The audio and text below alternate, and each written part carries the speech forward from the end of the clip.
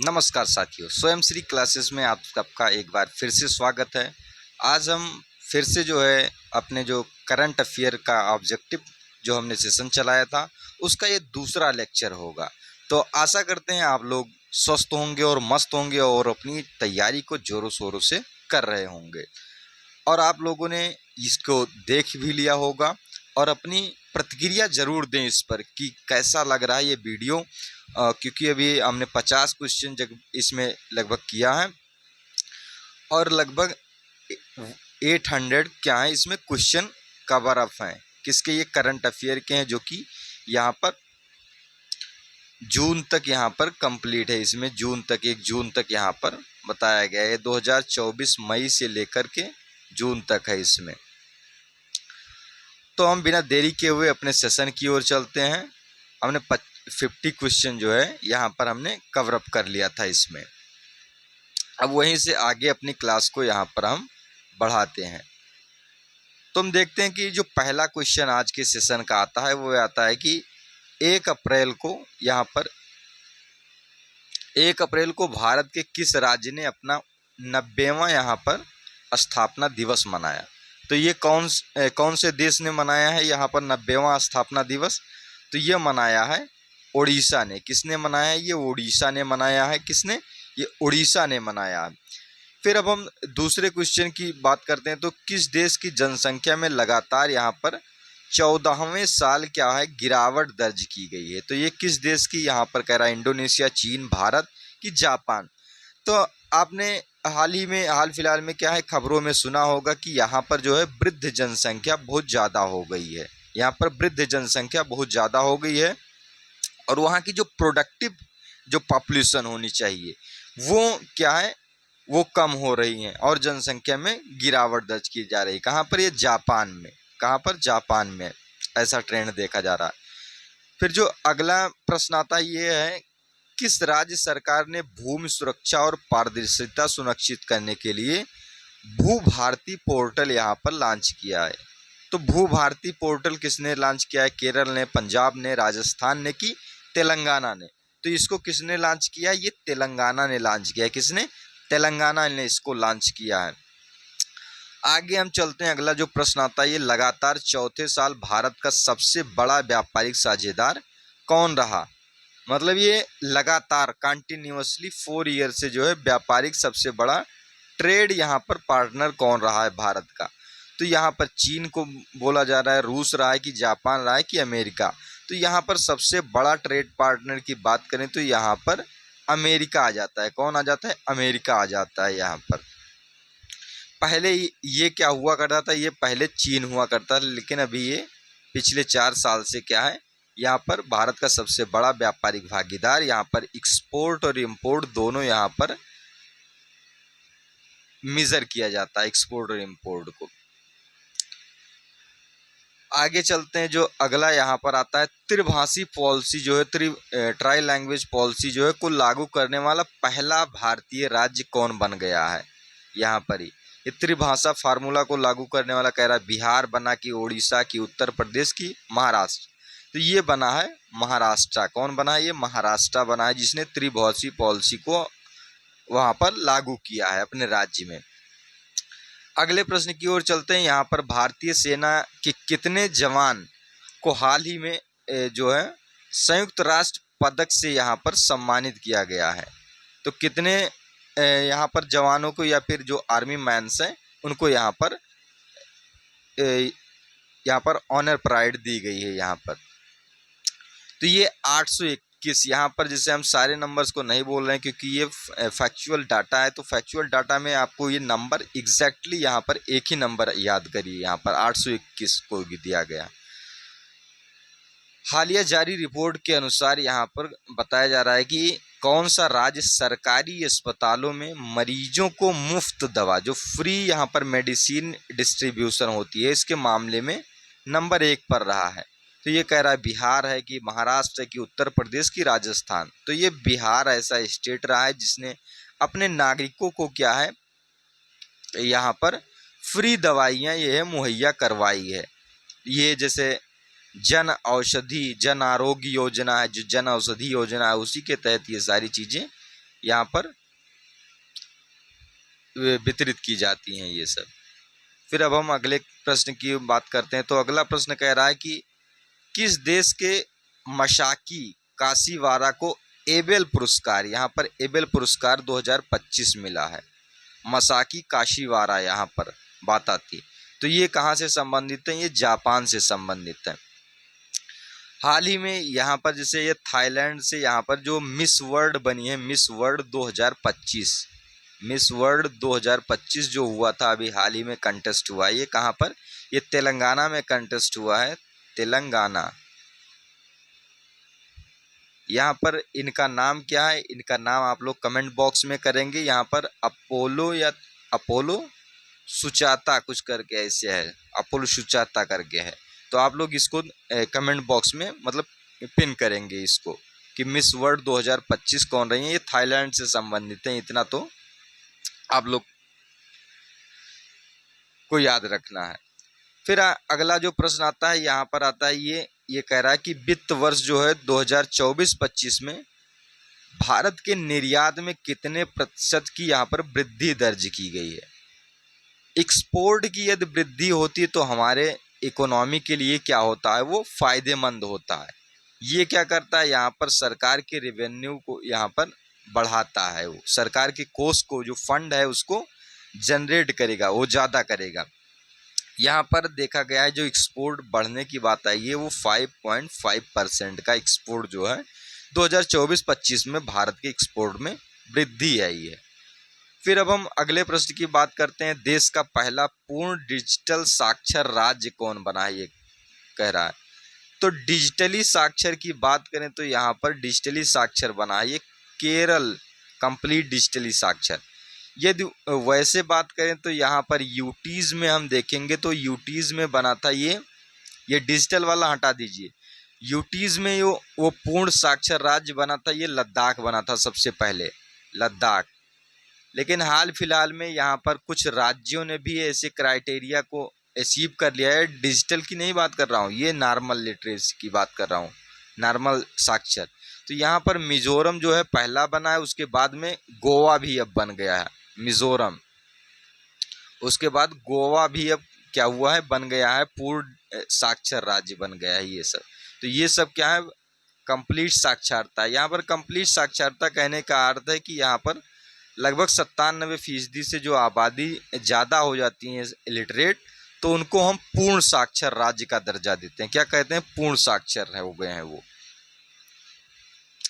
फिर जो अगला प्रश्न आता है, अगला प्रश्न क्या है? हाल ही में रक्षा साहित्य महोत्सव कलम और कवच 2.2 का आयोजन कहाँ किया गया है? कह रहा है कलम और कवच 2.2 का आयोजन कहाँ किया गया? ये रक्षा साहित्य महोत्सव था कि कौन सा है? डिफेंस लिटरेचर फेस्टिवल था, ये डिफेंस लिटरेचर से संबंधित था। तो ये मुंबई में आयोजित हुआ कि बेंगलुरु की नई दिल्ली? तो ये नई दिल्ली में आयोजित हुआ था, क्योंकि ये डिफेंस की हम सारी जो हेडक्वार्टर्स वगैरह देखते हैं ये यहीं पर है। आगे हम बात करते हैं अगले प्रश्न की। अगला प्रश्न क्या कह रहा है? अगला प्रश्न कह रहा है किस आईआईटी ने कीटाणुओं से लड़ने के लिए होस्ट प्रोटीन की खोज की है? किसने होस्ट प्रोटीन की खोज? किसने? आईआईटी दिल्ली की, आईआईटी मद्रास की, आईआईटी कोलकाता की, आईआईटी मुंबई। तो आईआईटी मुंबई ने एक होस्ट प्रोटीन की खोज की है जो कीटाणुओं से लड़ने में क्या करता है? वो मदद करता है। अब ये अगला जो प्रश्न आता है, अगला प्रश्न क्या कह रहा है? अगला प्रश्न कह रहा है किस राज्य के मुख्यमंत्री ने ई सेहत ऐप लॉन्च किया है? ई सेहत ऐप, ये गुजरात है, उत्तर प्रदेश, राजस्थान, जम्मू कश्मीर। तो ये जम्मू कश्मीर के सीएम जो कौन है? ये उमर अब्दुल्ला है। कौन है ये सीएम? उमर अब्दुल्ला है। ये पहले सीएम है जो कि भारत का संविधान वहाँ पर जब लागू होता है उसके बाद से ये किस नंबर की? ये फर्स्ट सीएम है वहाँ के। और पहली वहाँ पर जो है विधानसभा आयोजित की गई, मतलब ये इलेक्शन वगैरह वहाँ पर हुए, कंडक्ट हुए, तो उसमें पहले यही इन्हीं की पार्टी जो है विनर होती है। उसके बाद हम अगले प्रश्न की बात करते हैं। अगला प्रश्न क्या कह रहा है? 18 अप्रैल 2025 को लॉन्च की गई पुस्तक संस्कृत का पंचम अध्याय। तो ये संस्कृत का पंचम अध्याय किसके बारे में यहाँ पर है? कह रहा है भारत का स्वतंत्रता संग्राम के बारे में है, कि पीएम मोदी के भाषणों के संकलन के बारे में है, कि प्राचीन संतों की शिक्षाओं के बारे में है, कि भारतीय मंदिरों के इतिहास के बारे में है। तो इसका संबंध जो है संस्कृत का पंचम अध्याय से है, पीएम मोदी के भाषणों का यहाँ पर इसका कंपाइलेशन था इसमें। आगे बात करते हैं अगले प्रश्न की। अगला प्रश्न क्या कह रहा है? अगला प्रश्न कह रहा है वर्चुअल दलित साहित्य पुरस्कार जो है 2025 किसे से सम्मानित किया गया? मतलब इससे किसको सम्मानित किया गया? जो वर्चुअल दलित साहित्य पुरस्कार था, तो इस किसको दिया गया? तो ये पी शिवकामी को, किसको? पी शिवकामी को दिया गया है। किसको? पी शिवकामी को। अप्रैल 2025 में साइबर सुरक्षा के लिए क्यूनू लैब्स द्वारा लॉन्च किए गए प्लेटफॉर्म का क्या नाम है? क्यूनू लैब्स। तो इसको लॉन्च किया गया है क्यू शील्ड बताया गया, या क्यू शील्ड है ये साइबर सुरक्षा से क्या करता है? ये रक्षा करता है। इस तरह का ये पहला पोर्टल है जो भारत के द्वारा ये लॉन्च किया गया है। यहाँ पर कल ये वाला क्वेश्चन क्यू शील्ड वाला जो है पीछे आ चुका है पिछले सेशन में, आप लोग वहाँ से भी देखेंगे। और वीडियो पसंद आ रही हो तो लाइक सब्सक्राइब जरूर करेंगे भाई इसको, क्योंकि ये छोटा सा प्रयास अभी चल रहा है। इसके आगे जो है यदि आप लोगों का प्यार मिलता है तो क्या है, और चीज़ें इसमें शुरू की जाएंगी, जिससे साइंस के हो गए, एनटीपीसी में आने वाले जो प्रीवियस ईयर हो गए, तो उनको सारे यहाँ पर डिस्कस कर दिया जाएगा। फिर हम बात करते हैं डोनाल्ड ट्रंप द्वारा भारतीय वस्तुओं पर 9 अप्रैल 2025 से लागू पारस्परिक टैरिफ का प्रतिशत क्या है? यहाँ पर ये पारस्परिक टैरिफ जो लगाई गई ये कितना परसेंट रहा? तो ये 26% का यहाँ पर लगाया गया था। ये टैरिफ बहुत ज़्यादा यहाँ पर ये मीडिया में हू हल्ला था यहाँ पर, तो ये ध्यान में रखना है आपको। आगे चलते हैं, अगला क्या कह रहा है? अगला कह रहा है हाल ही में आयुष्मान भारत योजना में शामिल होने वाला यहाँ पर 35th नंबर का ये कौन सा राज्य बना है? यहाँ पर हालांकि ये राज्य नहीं है, ये यूटी है। क्या है? ये यूटी है। यहाँ पर दिल्ली यूटी है। क्या ये दिल्ली यूटी है? यहाँ पर ये लागू नहीं थी ये योजना, ये इसको लागू कर दिया गया। यहाँ पर कौन बनी है सीएम की बात करें तो यहाँ पर रेखा गुप्ता जी हैं। कौन है ये? रेखा गुप्ता है। कौन है? रेखा गुप्ता, जो कि दिल्ली की ये 3rd वुमेन सीएम है। कौन? 3rd वुमेन सीएम है यहाँ पर, सॉरी ये 4th वुमेन सीएम है। कौन सी? ये 4th वुमेन सीएम है। यहाँ पर शीला दीक्षित जी आती हैं, उसके बाद उससे पहले क्या है सुषमा स्वराज जी, फिर उसके बाद में आतिशी जी आती हैं, उसके बाद में क्या आती हैं ये रेखा गुप्ता जी। तो ये 4th नंबर के हैं, 4th वुमेन है ये। फिर अब हम बात करते हैं अगले प्रश्न की। अगला प्रश्न कह रहा है इंडियन सुपर लीग 2024-25 का खिताब किसने जीता? बेंगलुरु एफसी ने की, मुंबई सिटी एफसी ने, केरला ब्लास्टर्स ने की, मोहन बागान सुपर जायंट ने। तो ये मोहन बागान सुपर जायंट ने इस खिताब को जीता है, इंडियन सुपर लीग 2024-25 को। अगले प्रश्न की ओर चलते हैं। अगला प्रश्न क्या कह रहा है? अगला प्रश्न आपके लिए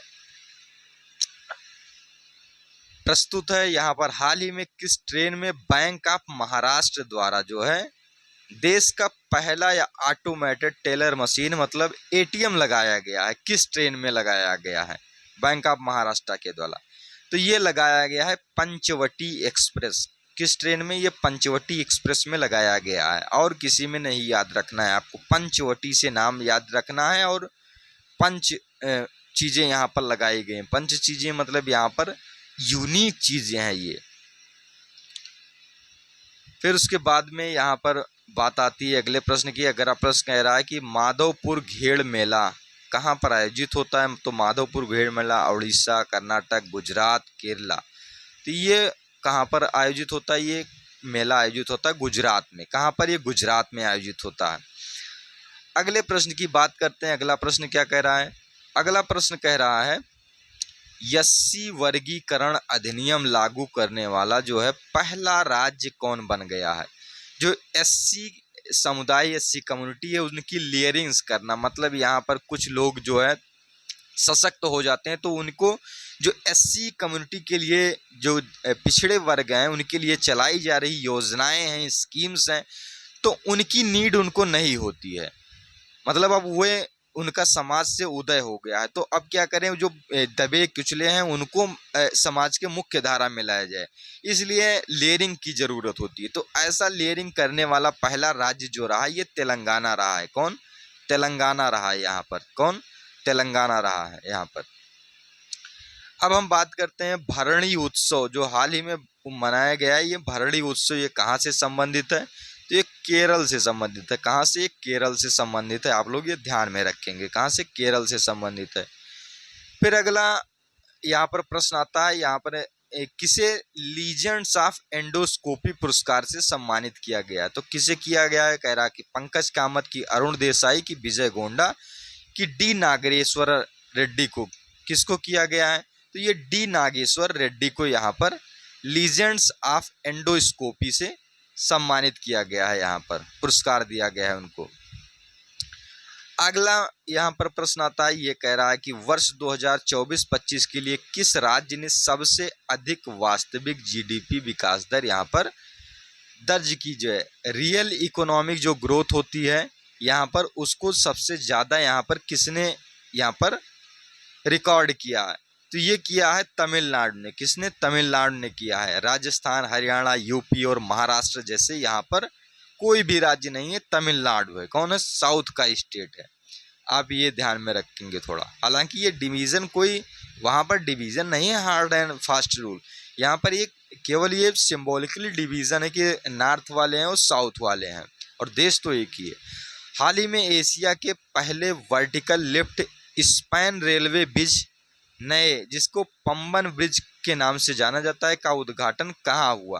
तो ये कहाँ पर हुआ? ये तमिलनाडु में हुआ है। जो राम सेतु, यहाँ पर राम सेतु है, उस द्वीप को ये कनेक्ट करता है, और इसका जो इनॉग्रेशन किया था प्रधानमंत्री श्री नरेंद्र मोदी जी ने यहाँ पर इसका किया था इनॉग्रेशन इसका।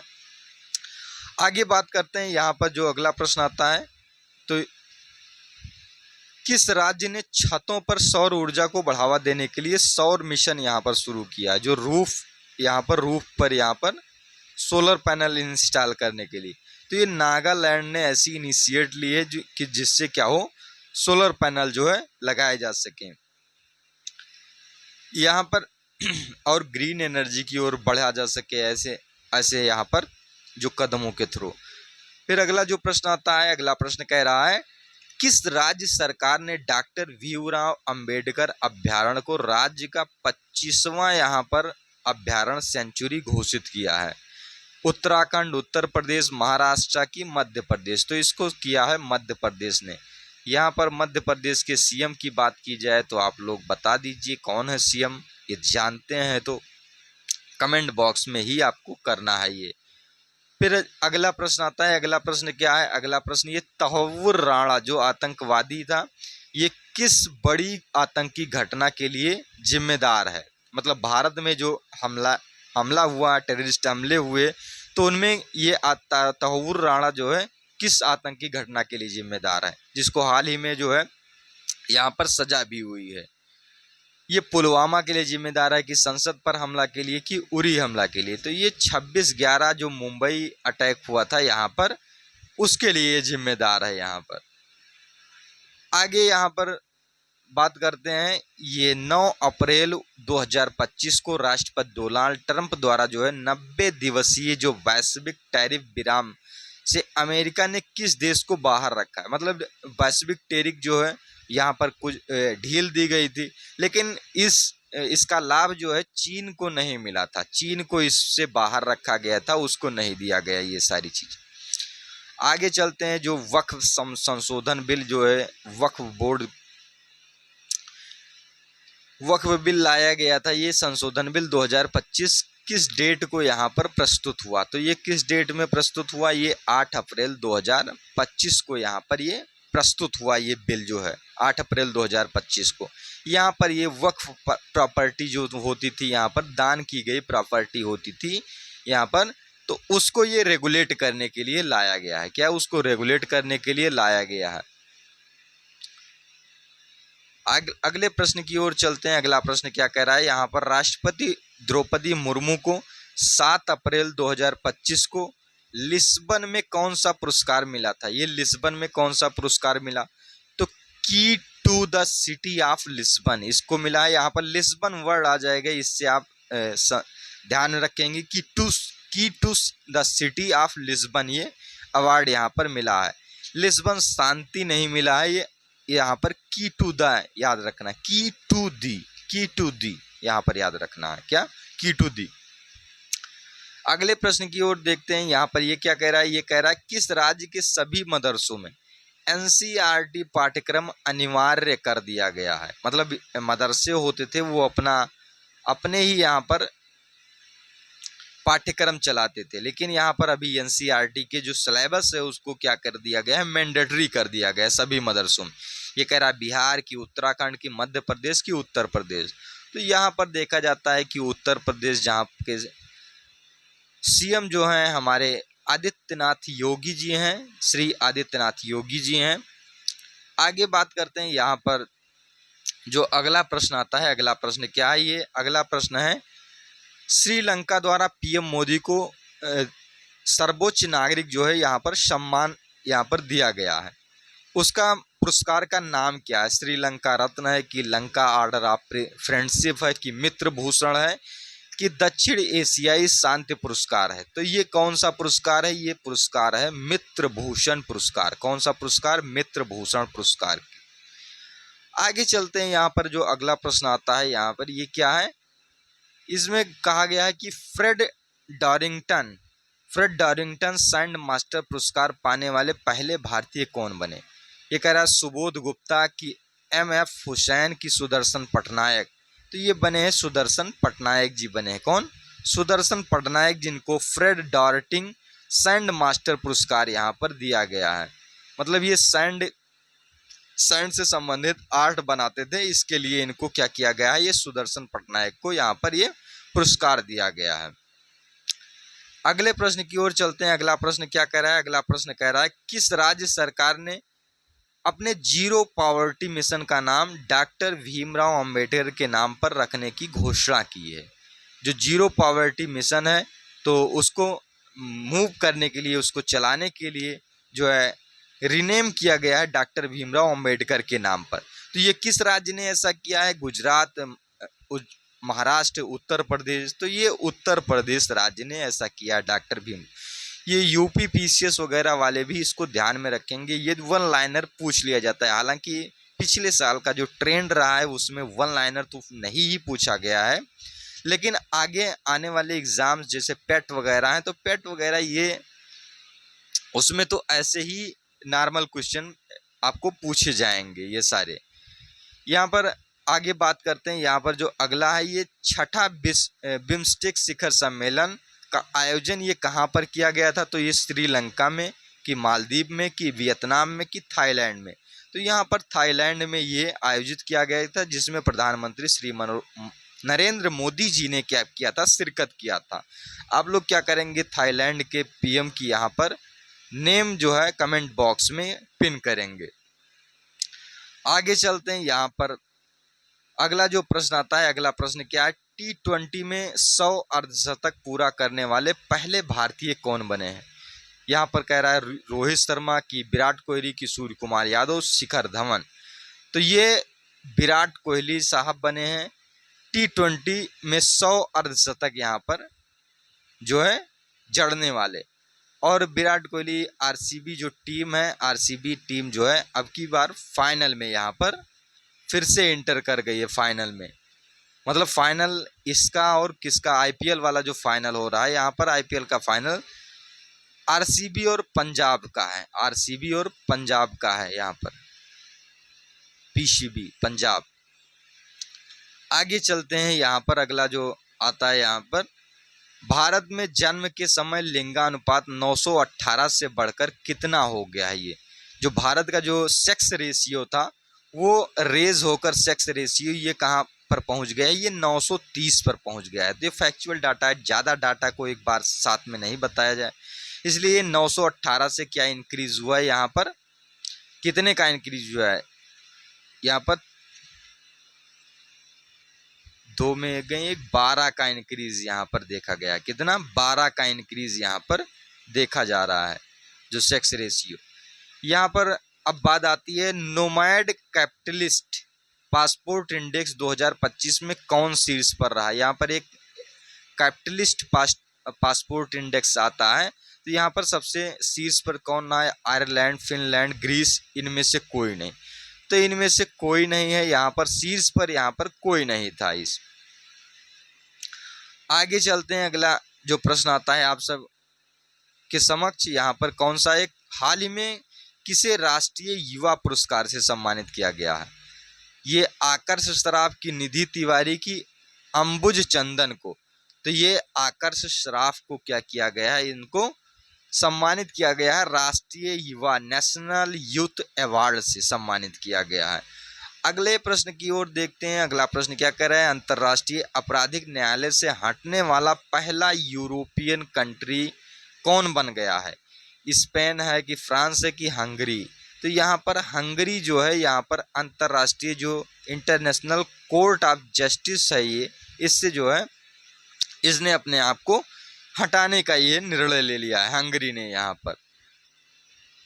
उसके बाद अगले प्रश्न की बात करते हैं जो आपके समक्ष यहाँ पर प्रस्तुत है। ये नीति आयोग द्वारा जारी राजकोषीय स्वास्थ्य सूचकांक फिजिकल हेल्थ इंडेक्स, जो फिजिकल, इसके बात करते हैं फिजिकल हेल्थ इंडेक्स की बात करते हैं। यहाँ पर जो फिजिकल हेल्थ इंडेक्स है, तो फिजिकल हेल्थ इंडेक्स में कौन शीर्ष पर रहा है? ये केरल है, कर्नाटक है, महाराष्ट्र है, उड़ीसा। तो ये उड़ीसा राज्य जो रहा है, ये फिजिकल हेल्थ इंडेक्स इसका सबसे ज़्यादा सही है। मतलब ये कोई भी कार्य कर रहा है तो यहाँ पर इकोनॉमिकली लाभ में चल रहा है, यहाँ पर इकोनॉमिकली घाटे में नहीं रहता है। वो फ्रीबीज वहाँ इतनी नहीं है कि जिससे वो क्या है, वो डेफिसिट में चले, उसकी इकोनॉमी डेफिसिट में चले। आगे अगले प्रश्न की बात करते हैं। अगला प्रश्न क्या कह रहा है? अगला प्रश्न कह रहा है किस राज्य सरकार ने पिछड़े बच्चों के लिए 100% स्कॉलरशिप का ऐलान किया? यहाँ पर तो ये पिछड़े लोगों के उत्थान के लिए ऐसे इनिशिएटिव चलाए जाते हैं समाज में, जो जिससे क्या हो, लोग भी मुख्य धारा में आ सकें जिनके जो मुख्य धारा में नहीं है। यहाँ पर पहला है गुजरात कह रहा है चलाया स्कीम की, उत्तराखंड की, राजस्थान की, हरियाणा। तो ये हरियाणा राज्य सरकार ने चलाई है। यहाँ पर सैनी सरकार जो है, सैनी सरकार ने इसको चलाया है 100% स्कॉलरशिप का। फिर यहाँ पर दिग्गज अभिनेता मनोज कुमार का वास्तविक नाम क्या था, जिनका जो है 4 अप्रैल 2025 को 87 वर्ष की आयु में जो है निधन हो गया। यहाँ पर भरत कुमार था कि गिरिराज प्रसाद मनोज की, हरिकृष्ण गिरि गोस्वामी की, हरीश गोस्वामी। तो इनका नाम था हरिकृष्ण गिरि गोस्वामी था, हरिकृष्ण गिरि गोस्वामी था इनका नाम। आगे हम बात करते हैं जो अगला प्रश्न आता है। अगला प्रश्न आप सबकी स्क्रीन पर आता है। यहाँ पर क्या है, ये कह रहा है कि रेलवे स्टेशन पर सौर ऊर्जा स्थापित करने वाला कौन सा राज्य शीर्ष पर है? मतलब रेलवे जो है, यहाँ पर रेलवे पर सौर के माध्यम से बिजली यहाँ पर पहुँचाना, तो ये किसने किया है? यहाँ पर पहला राज्य बना है, ये गुजरात है, हरियाणा है कि उड़ीसा है? तो यहाँ पर राजस्थान जो है ये बना है। कौन बना है? राजस्थान बना है। यहाँ पर देखा जाता है राजस्थान में एबंडेंट सोर्स है यहाँ पर सोलर पैनल इंस्टॉल करने के लिए, क्योंकि वहाँ पर ज़्यादा लैंड फील्ड भी है। हम बात करते हैं यहाँ पर केंद्र सरकार ने देश भर में कितने एकलव्य मॉडल रेजिडेंशियल जो स्कूल है ये खोलने का जो है लक्ष्य रखा है? तो यहाँ पर जो टोटल यहाँ पर एकलव्य मॉडल रेजिडेंशियल स्कूल, जिसको हम EMRS यहाँ पर इसके नाम से जानते हैं, तो इसको 728 स्कूल जो है इसके खोलने के लक्ष्य रखे गए हैं भारत सरकार के द्वारा यहाँ पर। और इसमें बजट में ऐलान किया गया था कि इसमें 38,000 जो है टीचर की वैकेंसी भी निकाली जाएगी। ये इसमें जो है EMRS में क्या है कि ये NBS की तर्ज पर है। यहाँ पर 6 to क्या है, ये 6 to यहाँ पर 12th ये चलाया जाता है, जो कि रेजिडेंशियल स्कूल है। क्या है? रेजिडेंशियल स्कूल है। हालांकि अभी सारे इंफ्रास्ट्रक्चर वगैरह इसके उपलब्ध नहीं है, इसलिए भर्तियाँ वगैरह भी थोड़ी सी स्लो प्रोसेस में है, लेकिन ये होंगी जरूर ये भर्तियाँ वगैरह। और ये सब जो ये ऑनलाइनर करंट चलाए जा रही है, ये सारा का सारा, चाहे वो टीआरई हो, चाहे एनटीपीसी हो, चाहे रेलवे हो, चाहे कि कोई भी एग्जाम्स हो वनडे रिलेटेड, इस सब में जो है ये आने की संपूर्ण संभावना है। यहीं से क्वेश्चन बनते ही हैं, और कहाँ से बनेगा भाई। सारे हम करंट जब कवर कर ले रहे हैं इसमें स्पीडी के माध्यम से, तो भाई कहाँ हमसे छूटने वाला है ये। अगले प्रश्न की बात करते हैं। यहाँ पर ये प्रश्न आता है, लोकसभा में वक्फ बिल जो है, वक्फ संशोधन बिल 2025 कब पारित हुआ था? तो ये लोकसभा में पारित हुआ था 2 अप्रैल 2025 को, और 8 अप्रैल को क्या बन जाता है, ये 8 अप्रैल को कानून भी बन जाता है। क्या बन जाता है? 8 अप्रैल को कानून बन जाता है, जिसको अभी हमने पीछे ही किया है यहाँ पर। अब हम बात करते हैं यहाँ पर, जो अगला प्रश्न आता है, ये नेटवर्क तत्परता सूचकांक है। तो नेटवर्क तत्परता सूचकांक में भारत कौन से स्थान पर रहा है? तो भारत नेटवर्क जो है तत्परता सूचकांक में 36वें 36th प्लेस पर रहा है यहाँ पर। और हम बात करते हैं अपने आज के अंतिम प्रश्न, हालांकि इसको कवर कर लेते हैं, इस पेज को पूरा कर लेते हैं। ये 100th नंबर का जो प्रश्न है यहाँ पर, फीफा महिला विश्व कप 2025 की मेजबानी कौन सा देश करेगा यहाँ पर, कह रहा है। तो फीफा महिला कप यहाँ पर ब्राजील की, जर्मनी की, फ्रांस की, यूनाइटेड किंगडम। तो यूनाइटेड किंगडम मतलब ये ब्रिटेन जो है इसका मेज़बानी करेगा, जो फीफा का महिला विश्व कप होने वाला है 2025 में।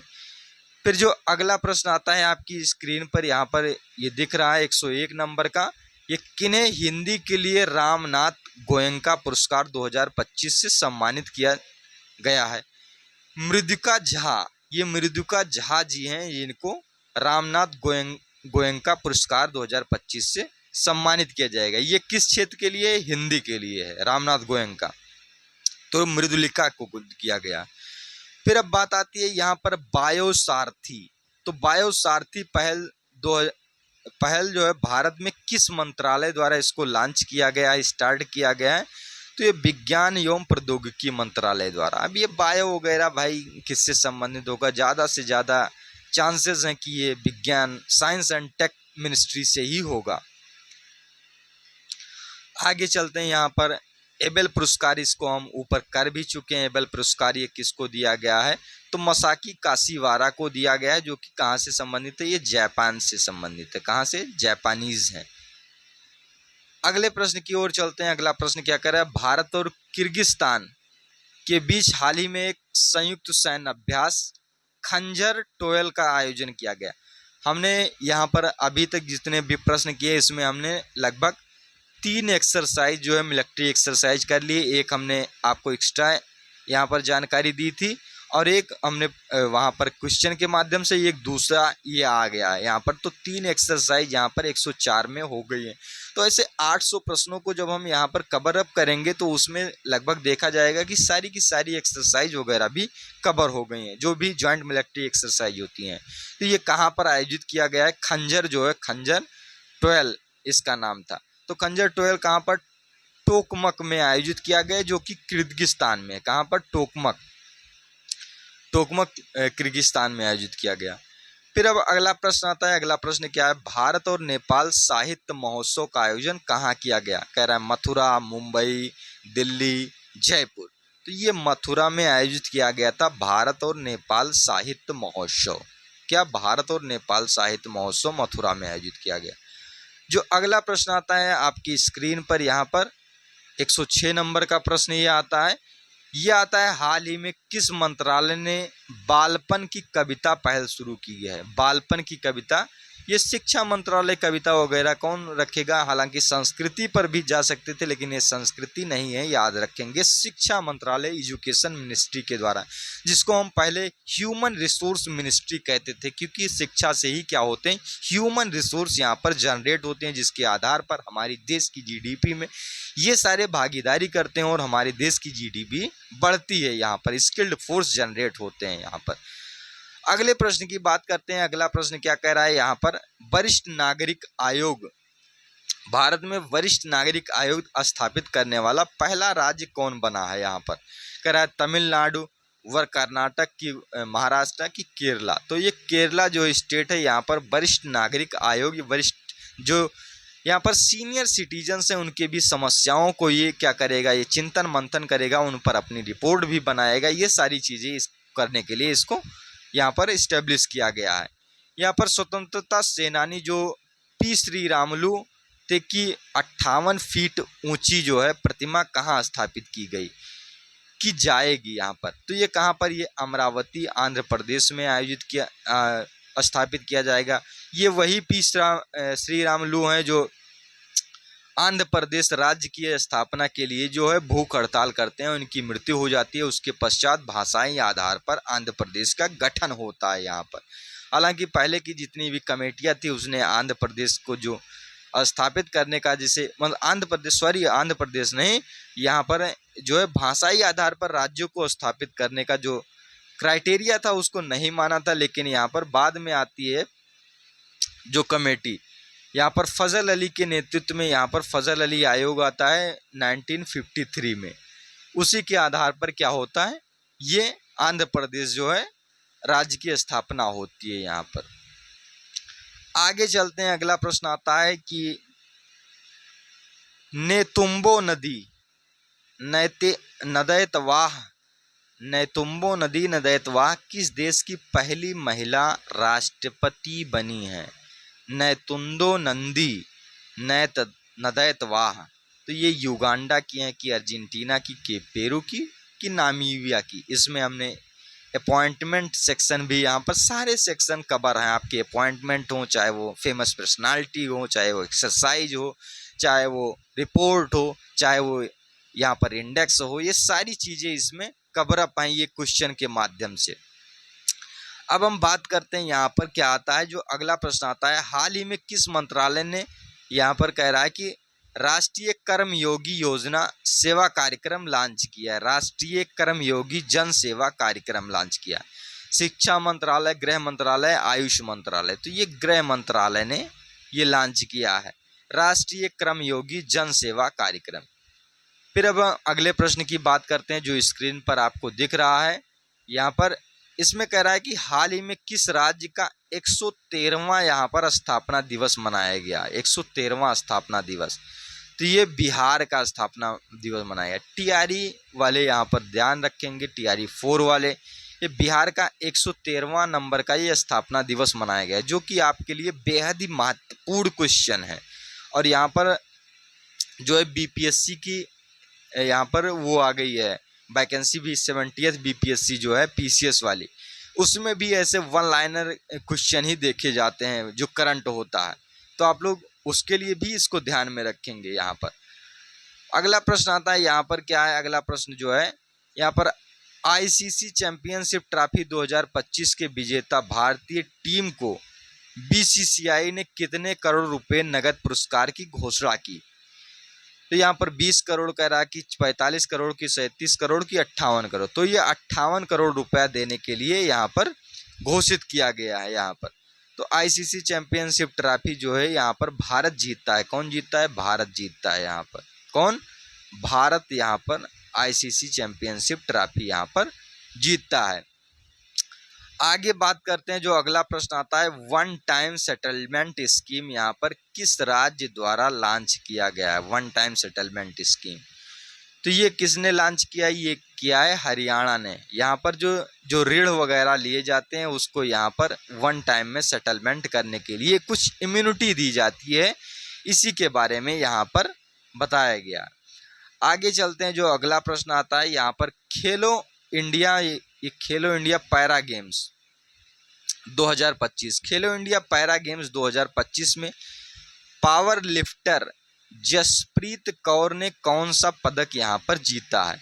यहाँ पर जसप्रीत कौर ने कौन सा पदक जीता है? तो ये स्वर्ण पदक इन्होंने जीता है। कौन सा? Gold medal. यहाँ पर जो खेलो इंडिया पैरा गेम्स था 2025 का। और हम बात करते हैं यहाँ पर 59th ये ज्ञानपीठ पुरस्कार के लिए किसे चुना गया है? उदय प्रकाश की ममता पालिया की, अशोक वाजपेयी की, विनोद कुमार शुक्ला, तो ये किसे चुना गया है? ये विनोद कुमार शुक्ला जी को चुना गया है, जो 59th जो ज्ञानपीठ पुरस्कार यहाँ पर दिया जाएगा। ये साहित्य के क्षेत्र में दिया जाता है।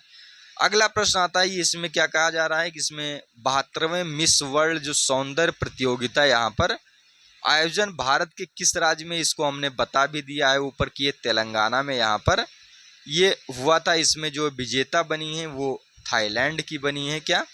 थाईलैंड राज्य से संबंधित हैं। कहाँ से? थाईलैंड से संबंधित हैं। ये सुचेता है, सुचोता इनका नाम है, ये ध्यान रखना है आपको। फिर कौन सा, ये आज के सेशन का ये अंतिम प्रश्न है, यहाँ पर कौन सा देश फीफा विश्व कप 2026 के लिए क्वालिफाई करने वाली पहली गैर मेजबान टीम यहाँ पर बन गई है? तो ये पहली गैर मेजबान टीम ये जापान ने क्वालिफाई कर लिया फीफा 2026 के लिए। तो आप लोग यहाँ पर इस करंट अफेयर सेशन को देखेंगे और अपना प्यार इस पर बरसाएंगे और स्वयं श्री क्लासेस को आगे तक बढ़ाएंगे। और वीडियो पसंद आई हो तो लाइक, सब्सक्राइब और शेयर ये करना तो आप भूले ही ना, क्योंकि इससे ही क्या है, हमें बल मिलेगा कि क्लास को चलानी है कि नहीं चलानी है, कि कितना देर तक चलाना है, या फिर आप लोग 50-50 क्वेश्चन पर ही संतुष्ट हैं, या फिर इससे ज़्यादा चाहते हैं, या फिर एक ही दिन में 800 के 800 करा दिया जाए। आप लोग कमेंट बॉक्स में अपनी प्रतिक्रिया जरूर दें। धन्यवाद।